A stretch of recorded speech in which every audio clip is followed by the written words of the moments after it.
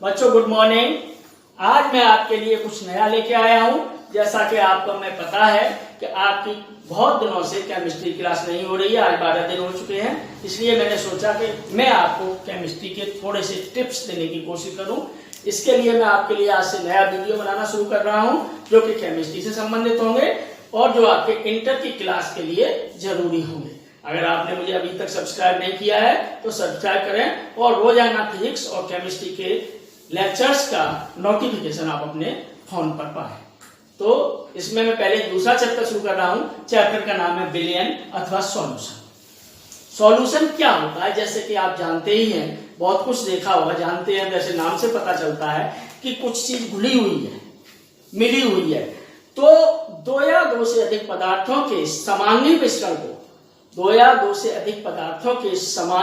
को विलयन अथवा सॉल्यूशन कहते हैं। The homogeneous mixture of two or more than two substances is known as the solution. तो सॉल्यूशन जैसे आप समझ सकते हैं कि हमने पानी में चीनी को घोल दिया और वो पूरी तरह से उसमें घुल गई, तो जो चीनी उसमें अलग से दिखाई नहीं दे रही है, वो पूरा पानी के जैसा दिखाई दे रहा है, वो एक विलयन है। इसी तरीके से मिश्र धातुएं होती हैं, उसमें मतलब ठोस में मिलकर के बनता है। इसी तरीके से हवा है, मान लीजिए हवा में एक मिश्रण है, दो या दो से अधिक गैसें मिली हुई हैं, वो भी एक तरीके से विलयन। दूध है, दूध में हमने पानी मिला दिया तो वो भी एक विलयन बन गया। यानी विलयन क्या है समझ लीजिए अच्छी तरीके से, दो या दो से अधिक समांगी पदार्थों के समांगी मिश्रण को, समांगी मीन्स होमोजेनियस मीन्स एक जैसा, पूरा एक जैसा दिखाई दे, अलग अलग नहीं कि जैसे आपने अगर पानी में मिट्टी मिला दिया तो मिट्टी अलग हो जाएगी, पानी अलग हो जाएगा, तो वो सॉल्यूशन नहीं है, वो एक मिक्सचर है। लेकिन विलयन में उनका जो प्रावस्था है वो सेम रहती है, यानी अलग अलग दिखाई नहीं देता। तो इस तरीके से इसमें जो नॉर्मली ज्यादातर जो हम अब यूज करेंगे इस चैप्टर में, वो द्रव विलयन को यूज करेंगे। द्रव विलयन क्या होता है कि जिसमें किसी द्रव में कोई ठोस पदार्थ मिला हुआ आता है, उसे द्रव विलयन कहते हैं। ठोस पदार्थ किसी द्रव पदार्थ में मिला हुआ है तो उसे द्रव विलयन कहते हैं। द्रव विलयन में जैसे आपने चीनी को पानी में घोला, तो ये जो विलयन बनेगा घोलने के बाद उसे हम द्रव विलयन कहेंगे। और ये विलयन आपका पानी और चीनी दोनों की प्रॉपर्टीज को शो करेगा, यानी दोनों को मिलकर के जो प्रॉपर्टी बनेगी वो ही, यानी मीठा दिखाई देगा और पानी का स्वाद है ही उसके अंदर। तो इस तरीके से जो विलयन है उसमें उसकी जो नई प्रावस्था प्राप्त होती है उसमें अलग अलग दिखाई नहीं देते। अब हम आते हैं जो विलयन बनाते हैं हम, मुख्य रूप से आपने सुने होंगे, प्रैक्टिकल लैब में गए होंगे, देखे होंगे कि दो तरीके के होते हैं, तन विलयन और शांत विलयन। तन विलयन क्या होते हैं और शांत विलयन, यानी डाइल्यूट सॉल्यूशन और कंसंट्रेट सॉल्यूशन। डाइल्यूट सॉल्यूशन वो विलयन होते हैं जिनमें कि विलेय की मात्रा विलायक के कंपेरिजन में बहुत कम होती है। जैसे आपने 1 लीटर पानी में 50 ग्राम चीनी घोल दी तो वो तन विलयन होगा चीनी का, समझ में आ गया। जिसमें कि जो विलेय घोला जाए उसकी मात्रा विलायक की तुलना में बहुत कम हो। उससे पहले मैं विलेय और विलायक बताना चाहूंगा। विलायक और विलेय, जो चीज घोली जाती है उसे विलेय कहते हैं और जिसमें घोली जाती है उसे विलायक कहते हैं। या दूसरी तरह से ऐसे समझ लीजिए कि विलयन की जो भौतिक अवस्था है वही विलायक की भौतिक अवस्था होती है, यानी विलायक और विलयन की भौतिक अवस्था सेम होती है और उसके अंदर जो चीज घोली जाती है उसे हम विलेय कहते हैं, सॉल्यूट कहते हैं। Solute, solvent and solution. Solute is the विलेय जो घोला जाता है, सॉल्वेंट जिसके अंदर घोला जाता है विलायक, और सॉल्यूशन दोनों को मिलकर के जो बनता है उसे सॉल्यूशन कहते हैं। तीसरी चीज अब आज मैंने बताया तन विलयन, ऐसा विलयन जिसमें कि विलेय की मात्रा बहुत कम होती है, यानी पतला जैसा मान सकते हैं अपनी सादा भाषा में डाइल्यूट, तो उसे तन विलयन। शांत विलयन जिसमें कि विलेय की मात्रा बहुत अधिक हो। कंसंट्रेट सॉल्यूशन जैसे 1 लीटर पानी में 1 किलो चीनी घोल दी आपने तो वो आपका कंसंट्रेट सॉल्यूशन हो गया, यानी शांत विलयन। इसके बाद आता है आपका संतृप्त विलयन। संतृप्त विलयन यानी सैचुरेटेड सॉल्यूशन। सैचुरेटेड सॉल्यूशन क्या है कि जैसे हम मान लीजिए पदार्थ पानी लिया, उसके अंदर हमने चीनी घोलना शुरू किया, पहले 10 ग्राम 20 ग्राम 50 ग्राम 100 ग्राम, और एक निश्चित स्थिति ऐसी आती है कि जब उसमें और ज्यादा चीनी का घुलना बंद हो जाएगा, यानी और ज्यादा उसमें पदार्थ नहीं घुलेगा। यानी ऐसा विलयन जिसमें कि निश्चित ताप पर विलेय की और अधिक मात्रा न घोली जा सके, संतृप्त विलयन कहलाता है। समझ गए होंगे कि ऐसा विलयन जिसमें कि निश्चित ताप पर विलेय की और अधिक मात्रा न घोली जा सके संतृप्त विलयन कहलाता है, सैचुरेटेड सॉल्यूशन कहलाता है। और अति संतृप्त ऐसा विलयन जिसमें कि सैचुरेटेड सॉल्यूशन से ज्यादा पदार्थ मिला हुआ हो, विलेय की मात्रा अधिक हो, उसे अति संतृप्त सॉल्यूशन कहते हैं। इसके अलावा एक डेफिनेशन आती है विलेयता की, सॉल्युबिलिटी। विलेयता होती है कि 100 निश्चित ताप पर किसी 100 ग्राम विलायक में घुलने वाली विलेय की मात्रा उस पदार्थ की सॉल्युबिलिटी यानी कि विलेयता कहलाती है। निश्चित ताप पर किसी पदार्थ मतलब 100 ग्राम विलायक को संतृप्त करने के लिए आवश्यक विलेय की मात्रा उस पदार्थ की विलेयता कहलाती है। ध्यान रखेंगे, इसको सॉल्युबिलिटी कहते हैं।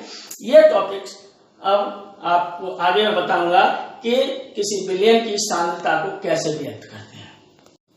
हाँ जी, अब हम आते हैं कि विलयन की सांद्रता को व्यक्त करने की विधियां, यानी विलयन की कंसंट्रेशन यानी सांद्रता को हम किस किस रूप में प्रयुक्त करते हैं। नंबर 1 होता है आपका भार प्रतिशतता। भार प्रतिशतता W/W। इस तरीके से आपने बहुत सारे देखा होगा, कोई चीज खरीद के लाते हैं तो उसमें W/W या W/V या V/W इस तरीके से लिखा होता है। तो पहला होता है भार प्रतिशतता। इसको लिखते हैं हम विलेय का भार ग्राम में बटे विलयन का भार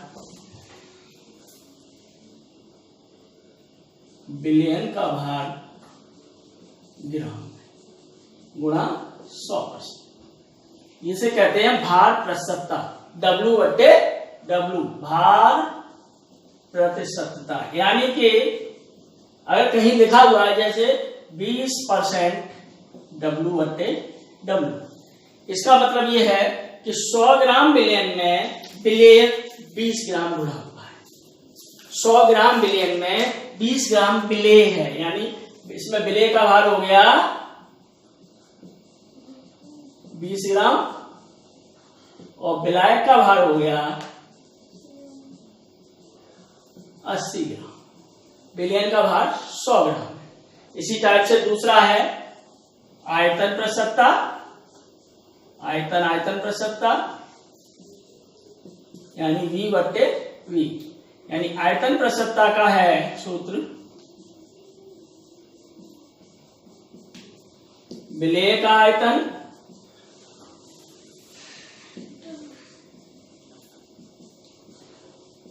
ml में बटे विलयन का आयतन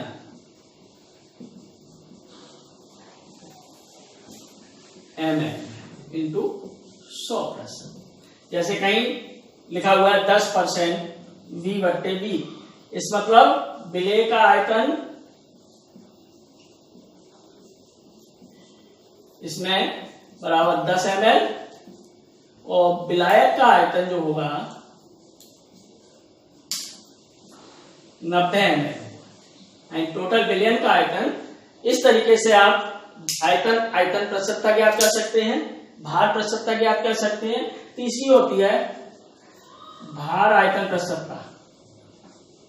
भार आयतन प्रतिशतता W/V। जैसे 20% W/V लिखा है, इसका मतलब विलेय का भार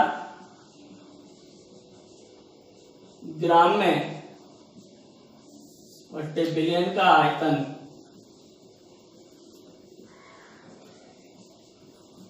ml इंटू 100, ये हो जाएगा आपका। इस तरीके से विलेय का भार इसका 20 ग्राम हो गया और विलयन का आयतन 100 ml हो गया। इस तरीके से हम किसी भी पदार्थ के विलयन की सांद्रता ज्ञात कर सकते हैं। इसके बाद अगला है जो बहुत इंपॉर्टेंट है, वो है आपकी ग्राम प्रति लीटर में सांद्रता। इसका मतलब है कि ग्राम प्रति लीटर में सांद्रता जो होगी विलेय का भार ग्राम में बट्टे बिलियन का आयतन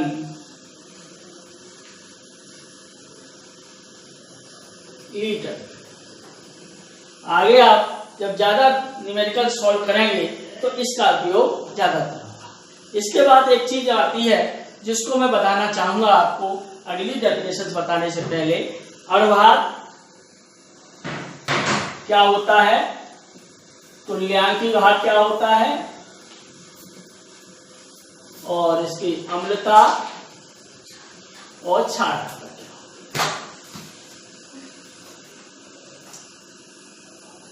अणुभार जैसा कि कोई भी पदार्थ है उसके अणुओं का कुल भार उसका अणुभार कहलाता है। अणुओं का आणविक भार जो होता है उसका अणुभार कहलाता है। और किसी भी पदार्थ की अम्लता अथवा क्षारकता, क्षार की अम्लता होती है, अम्ल की क्षारकता होती है।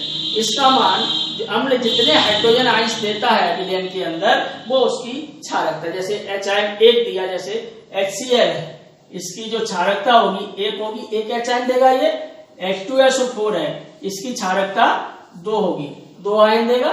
इसी टाइप से क्षार की अम्लता होती है NaOH, 1 H देगा तो इसकी अम्लता जो है 1 होगी। और CaOH का होल प्राइस 2 देगा, OH आयन, इसकी अम्लता 2 होगी। तो ये जानना जरूरी है आपकी, अम्ल की क्षारकता होती है और क्षार की अम्लता होती है। अम्ल जितने H आयन विलयन के अंदर देता है वो उसकी अम्लता, वो क्षारकता होती है, और क्षार जितने OH आयन विलयन के अंदर देता है वो उसकी अम्लता होती है। अब जो तुल्यांकी भार और अम्लता में संबंध होता है, अणुभार बटे अम्लता या क्षारकता बराबर हो जाती है तुल्यांकी भार। ये फॉर्मूला आप याद रखेंगे, आगे जरूरत पड़ेगी न्यूमेरिकल्स करने में विलयन के।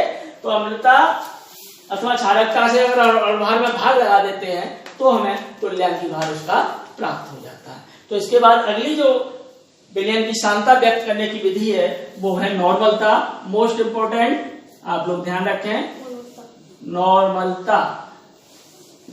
नॉर्मलता जो होती है वो किसी भी विलयन के अंदर विलेय के ग्राम तुल्यांकों की संख्या और उसके आयतन लीटर में के अनुपात को विलयन की नॉर्मलता कहते हैं। तो नॉर्मलता होती है वो होती है विलेय के ग्राम तुल्यांकों की संख्या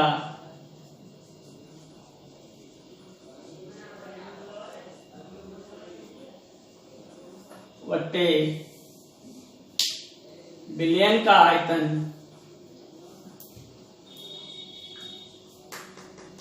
लीटर में। ये होती है, यानी किसी भी विलयन के 1 लीटर में घुले हुए विलेय के ग्राम तुल्यांकों की संख्या उस विलयन की नॉर्मलता कहलाती है। यानी number of equivalent weights dissolved in 1 liter of a solution is known as normal T। इसको कैपिटल N से डिनोट करते हैं, यानी N बराबर हो जाएगा आपका विलेय का भार बट्टे विलेय का तुल्यांकी भार।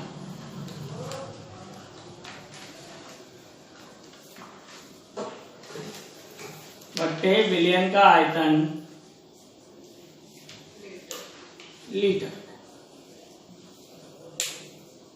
ये हो गई आपकी नॉर्मलता का सूत्र। इसे याद रखेंगे, भार बट्टे तुल्यांकी भार बट्टे विलयन का आयतन लीटर में।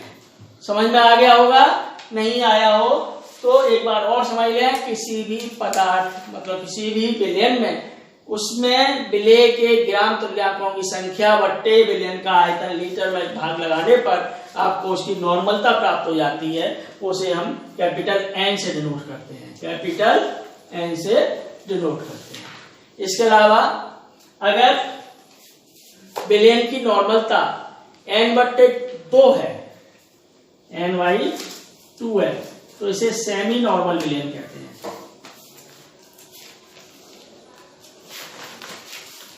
N/2 है तो इसे सेमी नॉर्मल विलयन कहते हैं। अगर n/10 है तो डेसी नॉर्मल, n/100 है तो सेंटी नॉर्मल। इस तरीके से किसी भी विलयन की नॉर्मलता अगर आपको पता है तो उसको हम ज्ञात कर सकते हैं। अगर नॉर्मलता पता है, भार नहीं पता है, तो लैंगिक भार और आयतन पता है तो ज्ञात कर लेंगे। इस पर न्यूमेरिकल आपके आता है, एक न्यूमेरिकल अवश्य आने के चांस रहते हैं, इसलिए इसको ढंग से समझ लीजिएगा।